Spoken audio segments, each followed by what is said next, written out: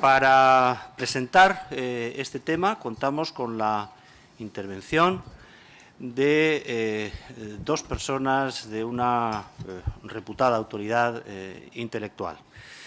En primer lugar, Miquel Portaperales, una persona bien conocida en el ámbito público en Cataluña, ensayista, articulista, colaborador en diversos medios y una de las personas más relevantes en cuanto a su capacidad de análisis de la situación en Cataluña. Y por otro lado contamos con José María de Areilza, profesor de ESADE, titular de la cátedra Jean Monnet, una persona muy particularmente dedicada al tema que hoy nos proponemos y alguien que, al igual que Miquel, es un colaborador de larga data de la Fundación FAES. Después de sus intervenciones, quedará abierto un turno de intervenciones en las que se trata de aportar puntos de vista, hacer preguntas, de contradecir, en fin, de lo que cada uno tenga por oportuno. Esperamos que se pueda hacer, además, con la máxima libertad. Los debates de y las discusiones de esta reunión no son abiertos al público, no tienen proyección pública y de lo que se trata es de que podamos obtener alguna conclusión útil de las presentaciones de los ponentes y de las propias discusiones que mantengamos entre nosotros asistentes. El debate será moderado, si hiciera falta, por Cayetana Álvarez de Toledo y esperamos poder concluir esta sesión en torno a las 7:30, dando un tiempo suficientemente prudencial para que tenga lugar ese coloquio de intervenciones. Realmente ni siquiera la sagacidad de los analistas de FAES podía prever que hoy, mientras nosotros estamos aquí reunidos, el presidente de la Generalidad de Cataluña se encuentra de visita en Europa después del debate que ha tenido lugar en el Parlamento catalán, lo cual parece una prueba no solo de que el tema que hoy nos convoca es un tema relevante, que eso por sí mismo lo es, sino que también es oportuno tratarlo. Y eso es lo que queremos hacer, lo procuraremos hacer con rigor, con una visión amplia, que es la que garantizan nuestros ponentes y que estoy seguro que se reforzará con las intervenciones que a continuación tengan lugar. La verdad es que a pesar de que Europa no sea solo ya un medio político, cultural y económico en el que todos nos situamos, sino el marco normativo y un marco normativo real, efectivo, a pesar de esto, digo, Europa es sin duda, por lo menos hasta hace poco, una zona de sombra especialmente espesa en el debate político que hoy afecta a Cataluña. Una zona de sombra deliberadamente oscurecida por un nacionalismo radicalizado y soberanista que se topa con Europa como algo así, como una de esas verdades incómodas a las que tiene que hacer frente de una manera confusa en su proyecto. Después de una prolongada fase de negación, hemos visto algún intento de dar un rodeo al problema, por un lado con la adopción voluntarista del euro como compromiso independentista y, por otro, la adopción de una doble nacionalidad que sería el resultado de un ataque sobrevenido de amor a España. De tomar en serio ambas ocurrencias nos encontraríamos en una fantasmal Cataluña independiente, una Cataluña independiente de españoles sin España y de euro sin Europa. De modo que realmente en aplicación de un principio elemental de economía procesal, pues realmente para seguir siendo español y catalán y mantener el euro como moneda con la ventaja de ser miembros de pleno derecho, pues no se aprecian las ventajas de la oferta independentista. Y menos se comprende aún que se pueda hacer esta oferta, este paquete, que incluye nacionalidad española y euro, invocando una Constitución que se quiebra y las normas de una unión de Estados, uno de cuyos sujetos se pretende romper.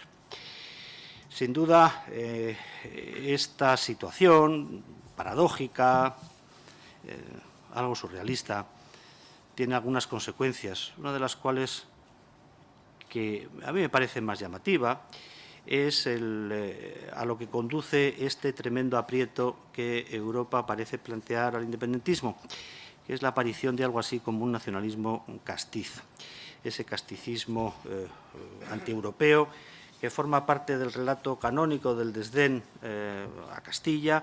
Parece cambiar el territorio y cuando se recuerda que una eventual Cataluña independiente dejaría de ser un territorio integrado en la Unión Europea, se responde con algo parecido a un ellos se lo pierden, o incluso se da la vuelta al argumento sosteniendo que el abandono de la UE puede ser un argumento a favor de la independencia y si no, que se vea el ejemplo británico.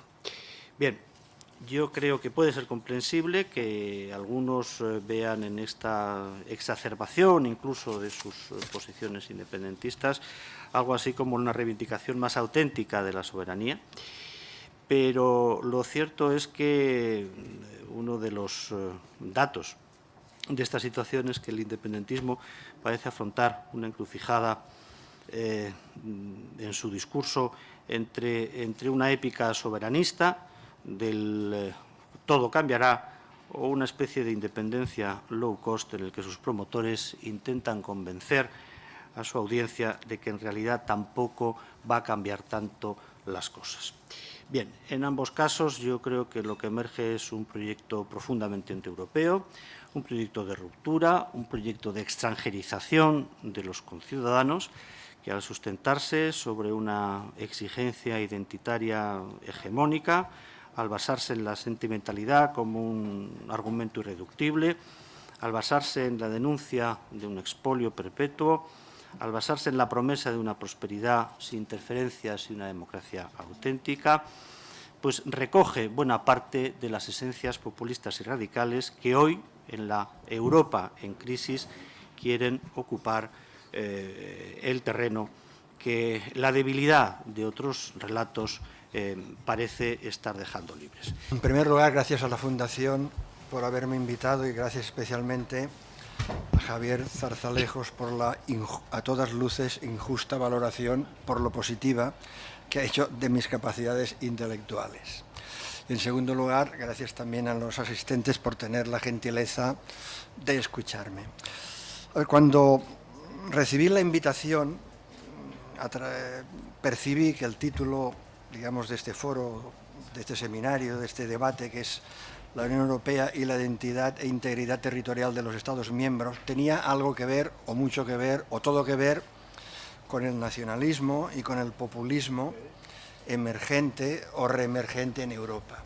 Y me vino a la memoria un libro el cual no he leído, pero sí que había leído un comentario, libro reciente, que es el del historiador británico Anthony Beevor, de la Segunda Guerra Mundial. Yo había leído una reseña en un suplemento cultural que más o menos hablaba del tema. Busqué la cita que me venía difusamente a la memoria y empiezo con esta cita que creo que define bastante bien, para empezar, qué es lo que está ocurriendo en Europa. Decía el historiador, se han avivado otra vez los nacionalismos en el viejo continente. Sigue la cita, el viejo monstruo se está despertando. Claro, uno puede entrever que hace un poco referencia a la Alemania y a Italia de la mitad del siglo XX, de Hitler, Stalin. Yo creo que Anthony Beevor, en ningún momento incurría en este paralelismo, que yo creo que es improcedente. Yo creo que la Europa de las primeras décadas del siglo XX tiene poco que ver con la Europa de nuestros días. Afortunadamente, os he dicho de otra manera y más gráficamente, Stalin y Hitler no están ahí. Pero este viejo monstruo nacionalista, que decía Beevor, sí está ahí, sí está ahí, está despertando y es una amenaza. Bueno, el título del foro es Europa o la Unión Europea, e indirectamente también España, o en este caso Cataluña, y aunque aquí José María de Areilza es el auténtico especialista en el tema, yo me voy a tomar el lujo o el atrevimiento de hacer una breve referencia al retorno de este viejo monstruo que está despertando en Europa. Yo, estoy dispuesto a admitir que el nacionalismo, en sus inicios, para que no se nos peque o se me peque de sectario está ligado a ideas como soberanía, democracia, modernización, interés general, es cierto, que además favoreció determinados procesos de descolonización, cierto es, pero también el nacionalismo es un jano bifronte y ha sido francamente detestable. ¿Por qué? Porque ha sido y es sinónimo de populismo, desintegración, egoísmo, etnicismo, chauvinismo, exclusión. Y yo creo que ahora el nacionalismo, en Europa sobre todo, al socaire de la crisis, revive no las glorias del pasado, sino las miserias de antaño. Y ese es el problema. Por tanto, si el nacionalismo es el problema, habrá que hacerle frente. Pues primero, creo yo, reconociendo su existencia. Y segundo, en el caso de Europa, reconociendo que el problema existe y que hay que asumir la existencia del nuevo egoísmo que se está instalando en la Unión Europea. Por cierto, la expresión nuevo egoísmo fue utilizada por Der Spiegel, septiembre del 2012, en un reportaje que hizo sobre la emergencia del populismo localista. Y la publicación alemana ilustraba este populismo localista emergente con una fotografía de la Diada catalana de 2012. ¿De acuerdo? Y es un nacionalismo que va de la mano del populismo. Se confunden nacionalismo y populismo. Esto nos sirve para Europa, pero creo que también nos sirve para el caso de Cataluña. Cultura de la queja, victimismo, uso y abuso de la palabra, invención de la verdad, movilización social permanente, fustigación sistemática de un supuesto enemigo exterior, política de exclusión, displicencia ante la legalidad democrática, fomento de la engañosa ilusión de un futuro mejor al alcance de la mano, postergación del examen objetivo de la realidad. Y a todo ello hay que tener en cuenta también que yo creo que el nacionalismo en buena parte también, en buena medida también emerge porque interesa a las élites locales, que creo que pueden de esta emergencia obtener ventajas económicas, simbólicas, psicológicas. Y para ello se apela al sentimiento nacional, cosa que conduce a una evaluación intuitiva en clave binaria que distingue lo propio del impropio, lo bueno de lo malo. Ya se sabe que la queja te da poder. Y es un poco lo que decía John Eliot, ¿no? Padecen el síndrome de la nación elegida y también de la víctima inocente. Alternativas en Europa, muy rápidamente. Yo creo que hay que remarcar, quizá había que reconstruir otra vez la idea de Europa, y ello supone remarcar lo que nos une por encima de lo que nos separa, cesión de soberanía política, económica y fiscal, y una Europa que se vertebre alrededor de unos valores que yo creo que son también aplicables para el caso catalán, que son, por decirlo así, los típicos valores del liberalismo, incluso si uno quiere también de la Ilustración, que es la democracia, la libertad, la crítica pública, la ley, la razón, el individuo, la ciudadanía, la igualdad de oportunidades, la economía de mercado y también, y muy importante, el sentido del límite. Y yo no tengo ningún problema en que creo que hay que remarcar también en Europa la libertad de poseer, de comprar, de vender, de legar, de trabajar y de comerciar. Muy bien la Europa clásica, la Europa política, pero yo también soy ferviente partidario de la Europa de los mercaderes, ¿no? Y por decirlo un poco enfáticamente, yo creo que habría que recuperar o construir o reconstruir una Europa, volviendo a los clásicos, para hacer una concesión, si se quiere, a la cultura clásica, pero que somos lo que somos también en virtud de esta cultura, una Europa griega, quiere decir democracia, observación, razón, tolerancia, romana, el imperio de la ley cristiana, la dignidad del otro, la solidaridad, capitalista, el mercado y liberal, la igualdad y sobre todo la igualdad de oportunidades. Y creo que toda esta serie de valores es lo que ha permitido que Europa dé un gran salto adelante durante los últimos siglos. Y que el peligro de Europa está, como decía un gran europeísta, casi yo diría que va en la letra, que era Edward Husserl, que el más grande peligro que amenaza Europa es la lasitud. Pues bueno, sobra lasitud. Pasando a Cataluña, bueno, este fenómeno nacionalista yo creo que se percibe en Cataluña ya desde hace décadas, yo que sí diría que desde hace siglos.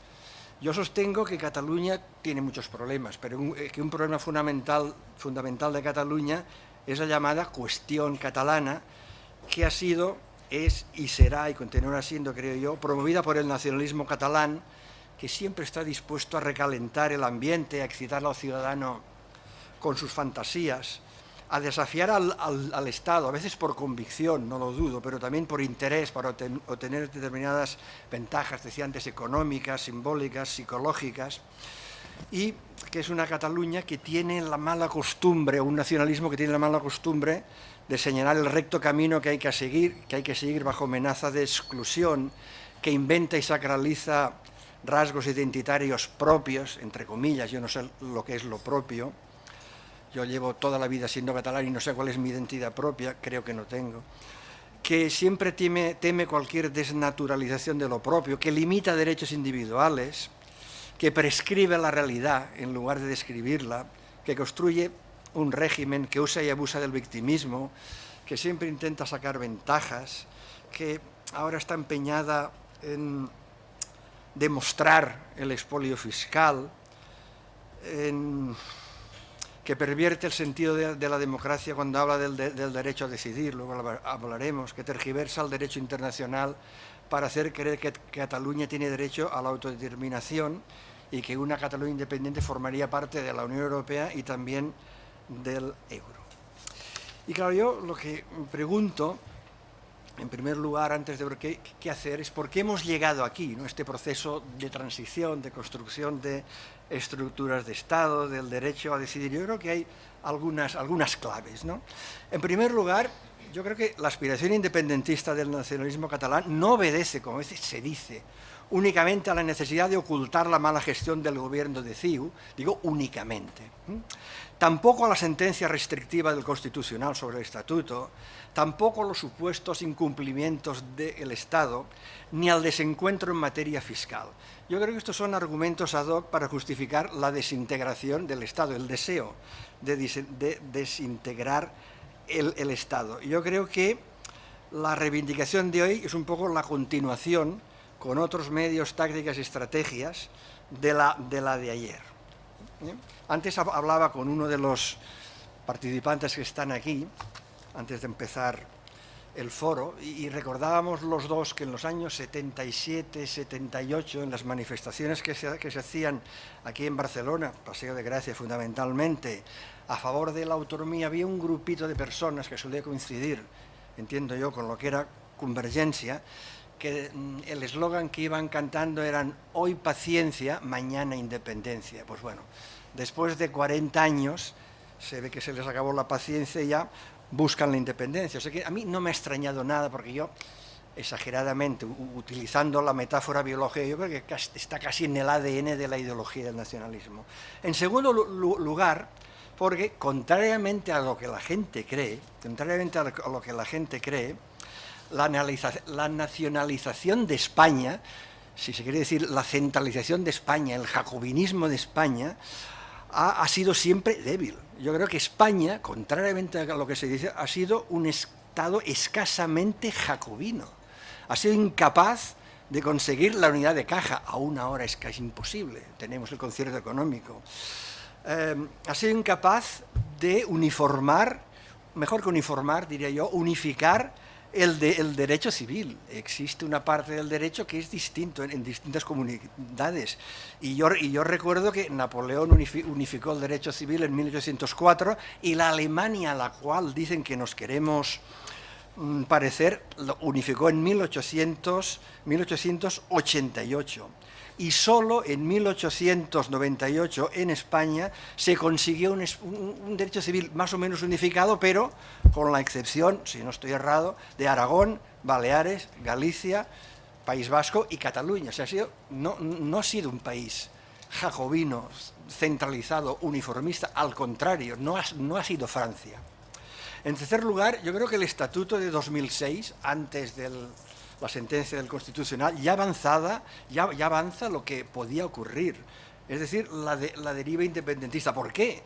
Hombre, ya hablaba primera redacción del texto, Cataluña como nación. Es verdad que estaba en el preámbulo, pero hablaba un tema interesante que es una nación, no vamos a entrar en eso ahora, de España como Estado plurinacional, de los derechos históricos que fundarían el autogobierno de Cataluña. A mí me parece una concepción predemocrática, en el mejor de los casos siglo XVII, de Europa como espacio político y geográfico de referencia de Cataluña, Europa. Una Cataluña que no quedaría vinculada por las decisiones adoptadas en los mecanismos multilaterales de colaboración con el Estado, del Tribunal Superior de Justicia de Cataluña como última instancia judicial en Cataluña y una larga lista de competencias exclusivas y excluyentes de la Generalitat. Es un estatuto que yo creo, y eso que tiene para el nacionalismo catalán, supone un paso adelante. Hasta entonces el nacionalismo catalán hablaba del ser. Somos una nación, por tanto, tenemos derecho a tener un Estado. Principio de las nacionalidades del XIX. Una correspondencia totalmente mecánica. El hecho de ser una nación o supuestamente ser una nación no equivale a tener un Estado. En ningún lugar está escrito. Si esto fuera cierto, en Europa habría por lo menos 200 Estados. Lo dijo Felipe González hace unos 10 o 12 años en una cena aquí en Barcelona, y ha pasado de la política del ser a la política del estar. Ya no se trata de decir somos, sino queremos estar independientes o no queremos estar con España. En esto ha colaborado, tiene la colaboración el socialismo español y el catalán, que siempre ha sido como un péndulo, ¿no? A veces confederalista, autodeterminista, autonómico, federalista, se ve un poco convenga a la coyuntura y ya sus intereses. Recuerdo Montilla, cuando se estaba discutiendo, después de la aprobación del estatuto y la sentencia, Montilla, socialista, yo no sé si por tacticismo o por convicción, hablaba de construir Cataluña. Son frases textuales. Si no está si habla de construir, es que no está construida. De horizonte nacional, de desafección, de no satisfacerse los deseos de la reivindicación catalana. Ahora, un artículo de la semana pasada se quejaba y decía que la consulta podía polarizar a la sociedad catalana. Bueno, se lo podía haber pensado antes. En cuarto lugar, yo creo que el nacionalismo catalán está ganando en buena manera la batalla de la batalla mediática. Una parte de la ciudadanía ha comprado, y los medios de comunicación, insisto, interés o convicción, ha comprado, por decirlo en el lenguaje coloquial del comercio, la teoría del diálogo, del derecho a decidir, del expolio, de la imposición española. Hasta tal punto que, mira, hay gente que identifique, guste o no guste, pero es así, identifica la libertad, la democracia y el bienestar con el derecho a decidir, y yo creo que en menor medida también con la independencia, cosa falsa. Otro factor importante de este resurgimiento es lo que se ha llamado a decir, bueno, la expresión está de hecho sacada de Alexis de Tocqueville y luego posteriormente Noel Neumann también la saca a colación, que es la espiral del silencio, ¿no? Que es aquello de yo no me significo por miedo a lo que puedan pensar los otros. Hay un dato que a mí me hizo pensar. Las elecciones autonómicas del 25 de noviembre de 2012 votó 500.000 personas más y, sin embargo, Convergencia y Unió perdió 90.000 votos y 12 escaños. Yo creo que es un poco el no nacionalista o el españolista o el unionista, no me dan miedo las palabras, se moviliza y a la que se moviliza vota lo que vota, ¿no? Y a la espiral del silencio hay también, yo creo que hay también el mimetismo de las masas y también la espiral del oportunismo cínico.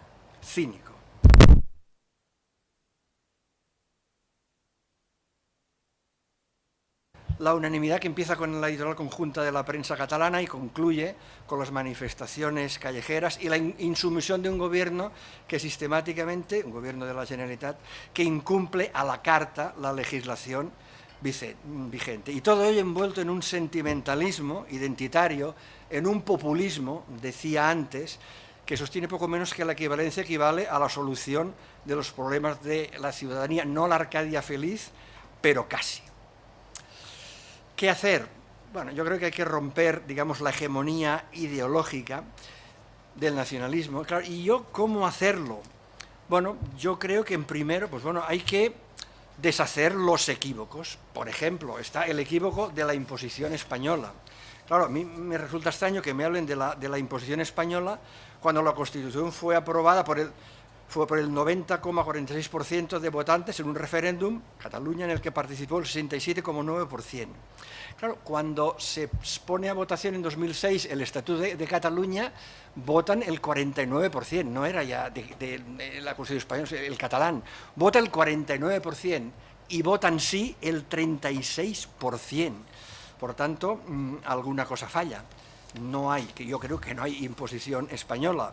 La teoría del expolio también hay que desvanecer el equívoco. Hay mucha bibliografía, muchos artículos, muchas teorías. Yo remito a un libro precisamente publicado por Faes, que es El mito fiscal, razones para un debate, y me quedo con un dato de este estudio que dice, bueno, al fin y al cabo, las finanzas, el déficit fiscal, la situación fiscal de Cataluña no es muy distinta a la mayoría de los países desarrollados o ciudades o territorios como New York, New Jersey, y concluye más o menos el estudio, dice, a ver, tanto estos países como Cataluña, o ciudades o áreas metropolitanas, le vamos a ver como quiera, tienen el 18% del PIB, pagan el 19% de impuestos y su renta per cápita es un 15% superior a la mediana. La Unión Europea, hay que desfacer el impuesto, el entuerto, el equívoco.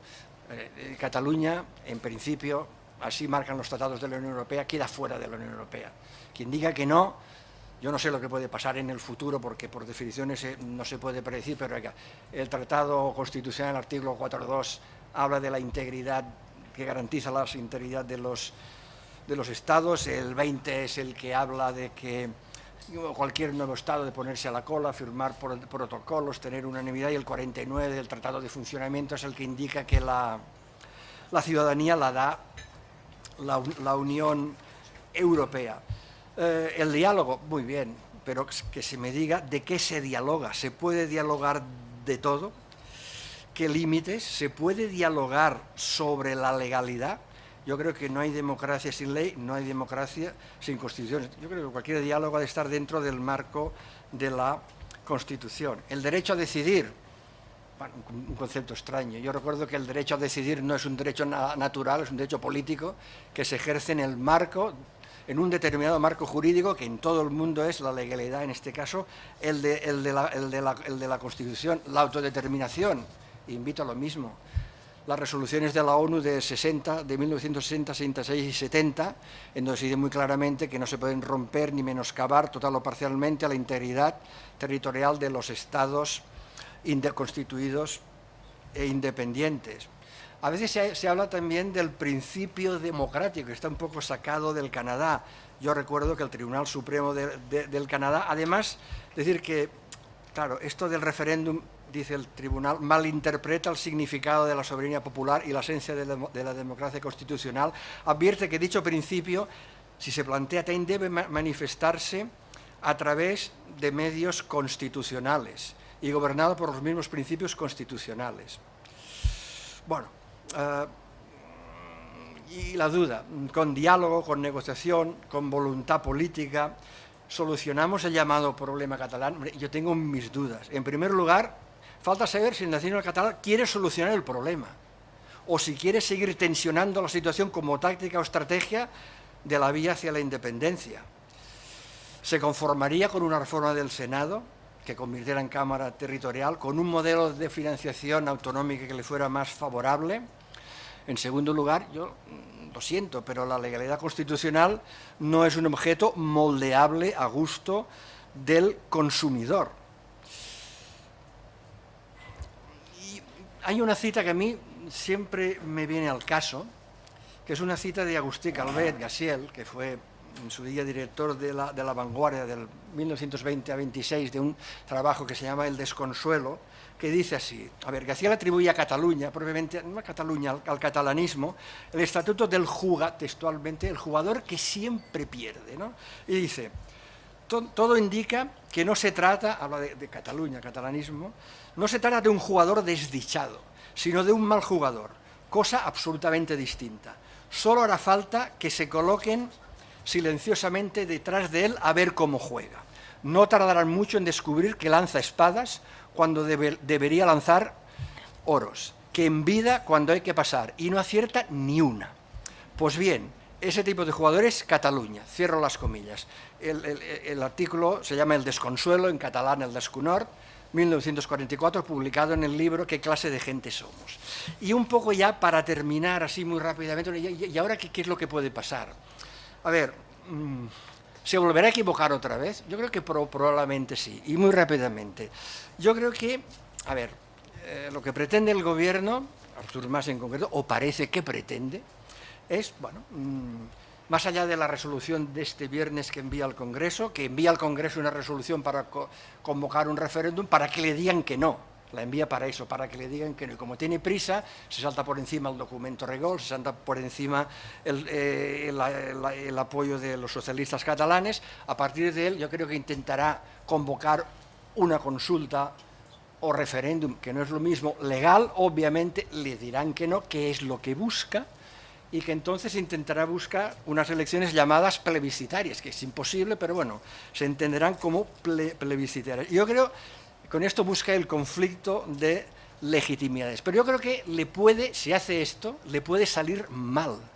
Le puede salir mal porque es que la mayoría nacionalista teóricamente, es que en realidad no existe. Claro, si Artur Mas convoca elecciones autonómicas, ¿qué es lo que hay que contar? Escaños. En un régimen parlamentario se cuentan escaños, pero claro, si son plebiscitarias, claro, un plebiscito lo que cuenta son los votos, y si contamos votos, yo voy a dar un par de datos.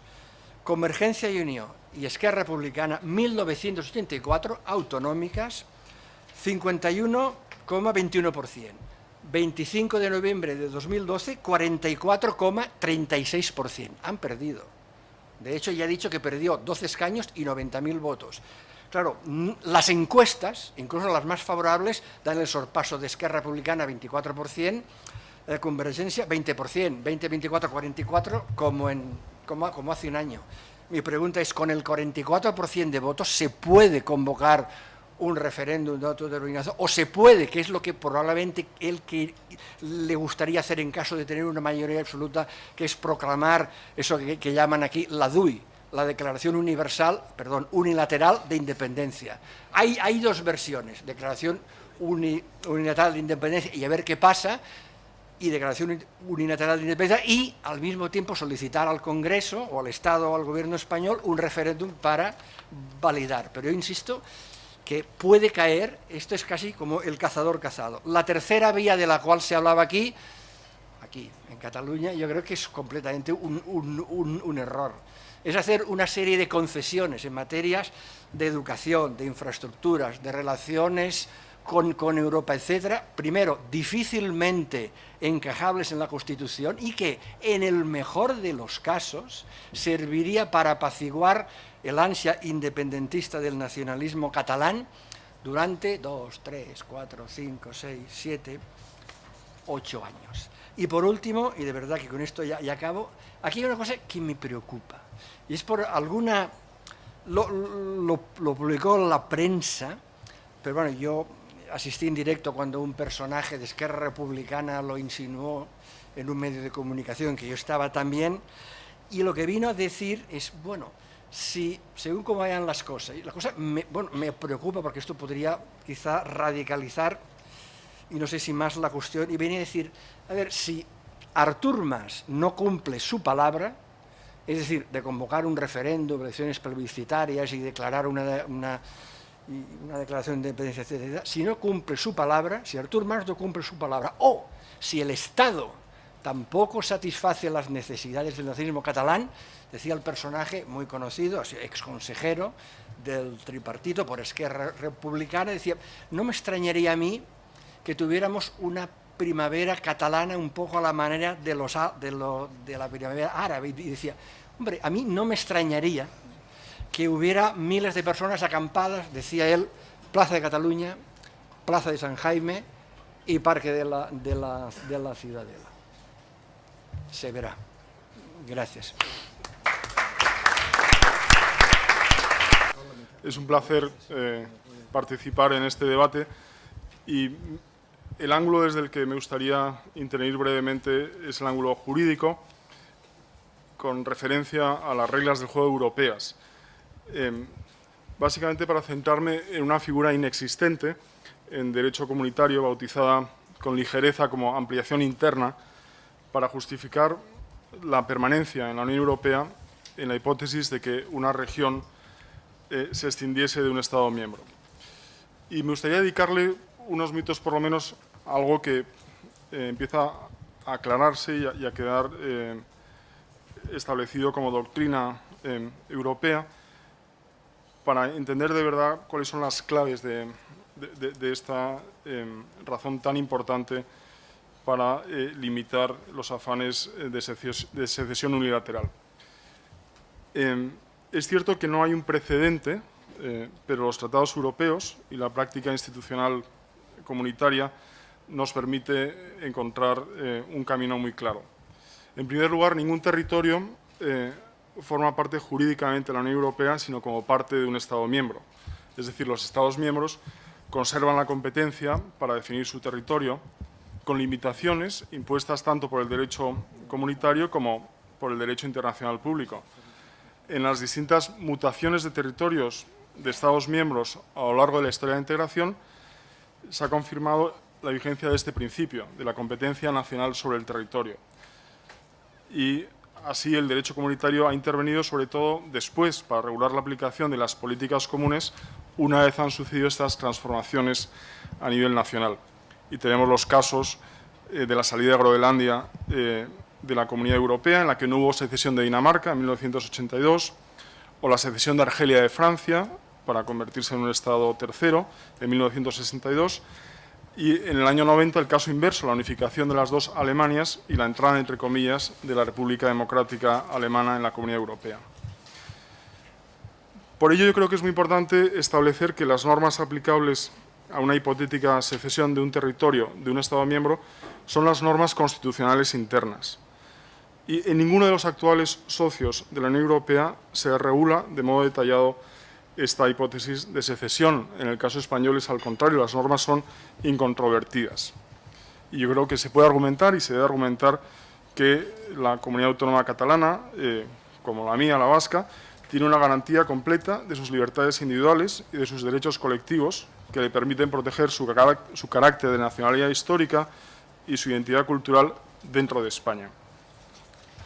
Hablaré en un momento del caso británico. Pero antes una palabra sobre el derecho internacional público al que ha hecho referencia Miquel.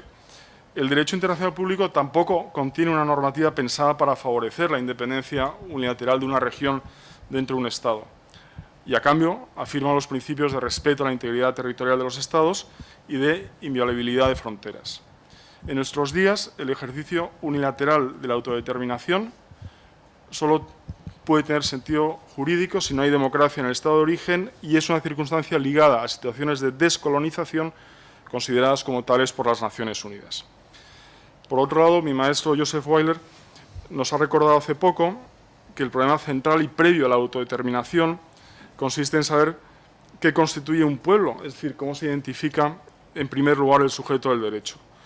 Weiler argumenta: a veces se dice que los principios de democracia y autodeterminación exigen poder decidir una región su futuro a través de un referéndum.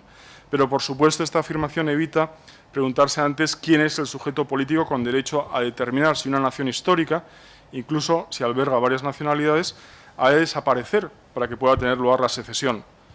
¿Permitimos a cada identidad cultural, política, lingüística en Europa que celebre un referéndum sobre secesión e independencia? La lista es interminable, dada la fantástica riqueza cultural de Europa. ¿Por qué no habrían de ser los franceses en conjunto, o los británicos en conjunto, o los italianos en conjunto, los que puedan decidir el futuro de su propio Estado? ¿Por qué no puede ser el conjunto de los ciudadanos españoles los que puedan decidir la ruptura de su reino? No hay una respuesta evidente a esta pregunta. En el ámbito puramente europeo, pasando del derecho constitucional y del derecho internacional público rápidamente al derecho comunitario, mi tesis es que los tratados, los valores, los principios, las normas de derecho comunitario en conjunto contienen un verdadero régimen antisecesión. Y, por supuesto, este régimen no es una prohibición expresa, porque la Unión Europea no regula el supuesto de escisión de una parte de un Estado miembro, ni hay precedentes exactos. Pero la pretensión de separarse contradice los principios, los valores y las normas básicas europeas y desencadena una dinámica jurídica y política que desincentiva poderosamente la operación. Y, de hecho, la propia evolución de la integración europea, a pesar de la crisis actual del euro y de las vacilaciones y la pérdida de ambición y de momento de la integración, la propia idea de integración vacía de sentido la secesión de un territorio dentro de un Estado miembro. La integración europea, por decirlo claramente, no favorece las escisiones porque va en contra de los fines de la comunidad, pensada para unir y no para separar. El proceso de unidad europea ofrece otro enfoque del concepto de soberanía nacional, y yo creo que la categoría que mejor define a sus componentes es la de Estados-nación transformados en Estados miembro. La integración se basa en el afán de unir preservando e incluso revitalizando las identidades nacionales de sus Estados. La integración europea ha fortalecido a los Estados que participan en el proceso, a la vez que los ha limitado de forma severa. En la Unión Europea, el nacionalismo, el proteccionismo económico son vigilados y controlados por el derecho y las instituciones. Y este mismo efecto limitador se hace sentir sobre las llamadas regiones políticas. Uno de los principios básicos de la integración es la no discriminación por razón de la nacionalidad. Uno de sus objetivos más loables es el pluralismo de lealtades, de modo que no haya efecto de suma cero entre la pertenencia a un Estado, a una región y a la propia Unión Europea. El derecho comunitario descansa así sobre un principio implícito de tolerancia constitucional que permite evitar situaciones extremas en las que haya que decir la autoridad final del nivel europeo o del nacional. Y esa tensión beneficiosa, argumentaría, entre la Unión y sus Estados miembros permite el desarrollo de la integración nacional compatible con la profundización en la integración europea. Es más, ambos procesos se desarrollan en paralelo y con protagonistas comunes. Además, la inserción de un Estado en esta comunidad política más amplia, que es la Unión Europea, una comunidad de derecho, contribuye al respeto y a la protección de minorías en el territorio de cada Estado. Es cierto que la Unión Europea acarrea el llamado déficit democrático, pero a la vez, en cada territorio dentro de cada Estado hay un cierto superávit democrático por el efecto de la pertenencia a la Unión. Porque la Unión Europea se basa en principios de libertad, democracia, respeto a los derechos humanos y el Estado de Derecho, principios que son comunes a todos los Estados miembros. Es decir, los Estados miembros, por su pertenencia a la Unión, están obligados a garantizar la democracia y la vigencia de los derechos humanos y libertades fundamentales en su seno. De este modo, se podría argumentar que ningún territorio dentro de un Estado miembro puede permitir el derecho de autodeterminación si el Estado miembro no ha conculcado antes el artículo 7 del Tratado de la Unión Europea, una comprobación de una situación extrema que corresponde hacer por unanimidad al Consejo Europeo. Es decir, si por parte de un Estado miembro hay convivencia pacífica, tanto en derecho internacional público como en derecho comunitario, la cesión de un territorio solo es posible partiendo del consentimiento del Estado o de una clara mayoría de la población de ese Estado miembro, siempre que así lo permita su Constitución. Me gustaría, en este punto, hablar de dos contradicciones de este principio que acabo de formular y que yo les llamo teorías del apadrinamiento. Hay un apadrinamiento buenista que básicamente lo que plantea en el caso español es que si estuviésemos muy cerca de que se produjera una secesión unilateral de una parte de nuestra nación, de nuestro Estado, lo que tenía que hacer el resto del Estado es preparar un pacto de escisión a la vez que se preparaba, negociando con Europa en nombre de esta región que se quiere extindir, el ingreso rápido, inmediato casi, de esta región como nuevo Estado en la Unión Europea. Y esta tesis, que a mí me parece que es un apadrinamiento buenista, que no se sostiene, sin embargo, es formulada repetidas veces en foros en los que, al explicar que no hay escisión más permanencia, se dice que la propia permanencia tiene que garantizarla el resto de España del que se escindiría una región. Hay otro tipo de apadrinamiento, que yo creo que es un apadrinamiento más perverso, más inteligente, que es el que ha puesto en marcha el Reino Unido. Y me gustaría decir una palabra sobre el caso británico.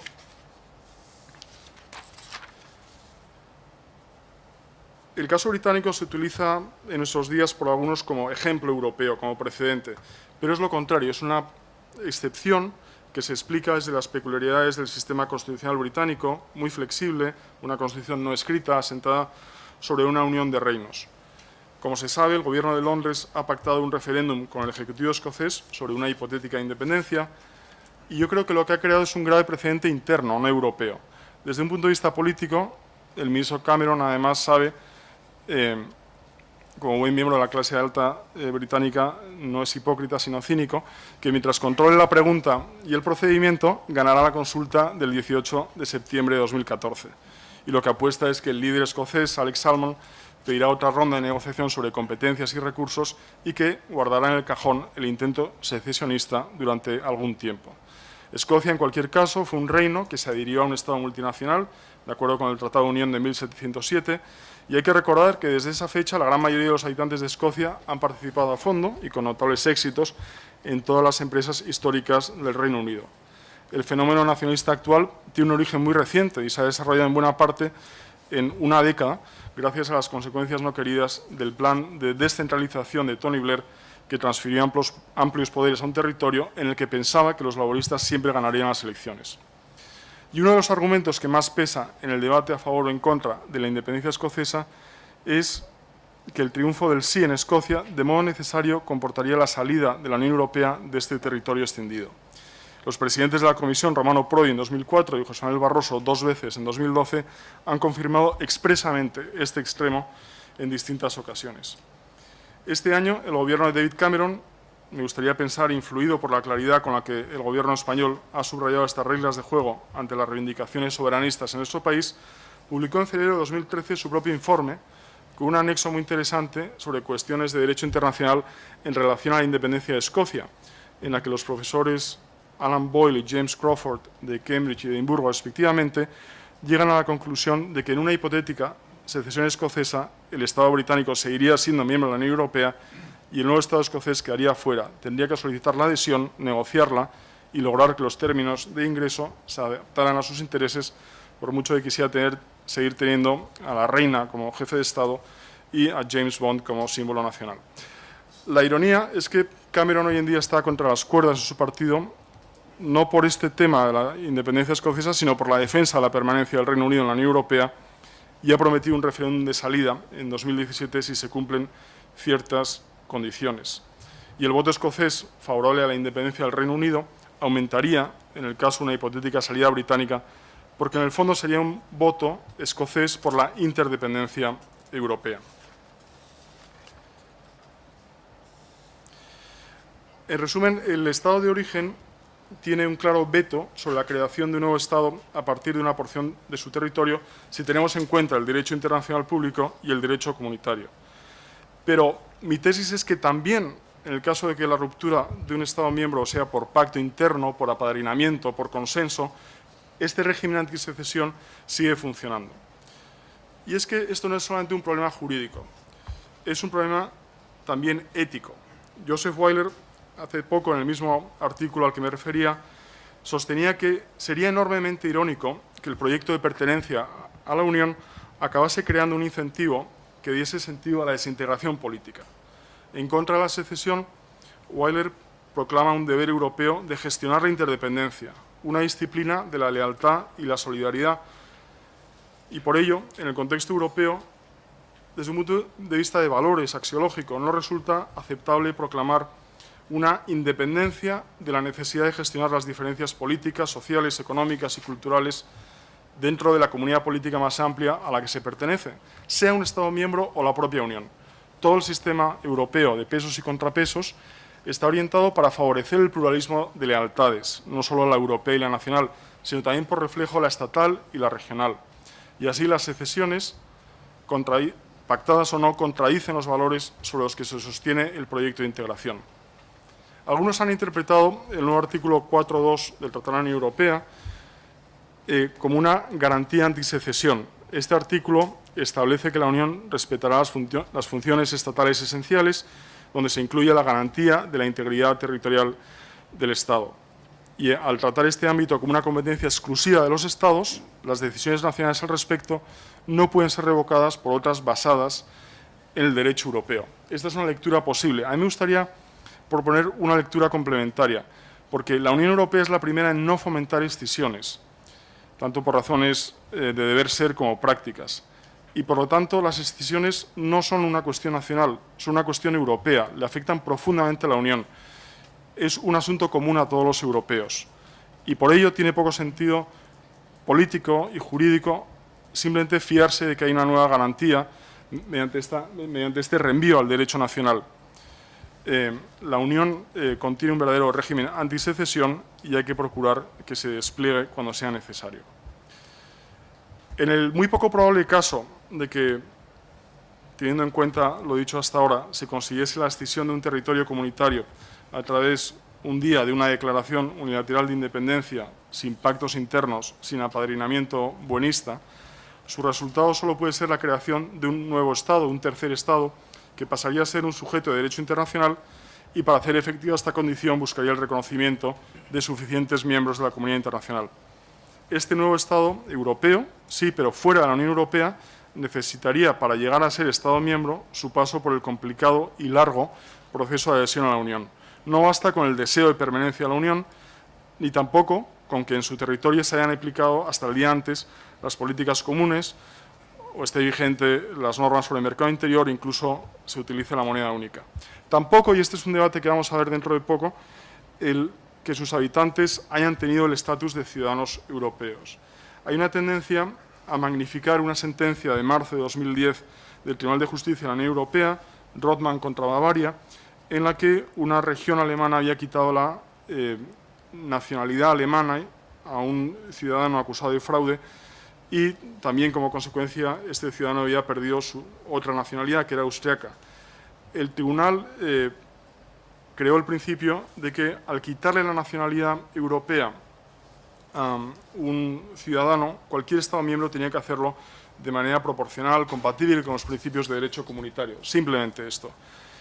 Sin embargo, el propio presidente Barroso, ante una iniciativa que venía precisamente de una petición de ciudadanos para que los miembros de un futuro Estado catalán siguiesen siendo, de acuerdo con esta doctrina, ciudadanos europeos, recordó que, de acuerdo con el artículo 20 del Tratado de Funcionamiento de la Unión Europea, la ciudadanía europea es solo adicional y nunca reemplaza a la ciudadanía nacional y que, en la hipótesis de una secesión de parte de un Estado miembro, la solución tendría que ser encontrada y negociada dentro del orden jurídico internacional, que esto no quiere decir nada más que se aplicarían las normas de continuidad y sucesión de Estados, no que necesariamente tendría que haber esta especie de apadrinamiento exprés del que hemos hablado.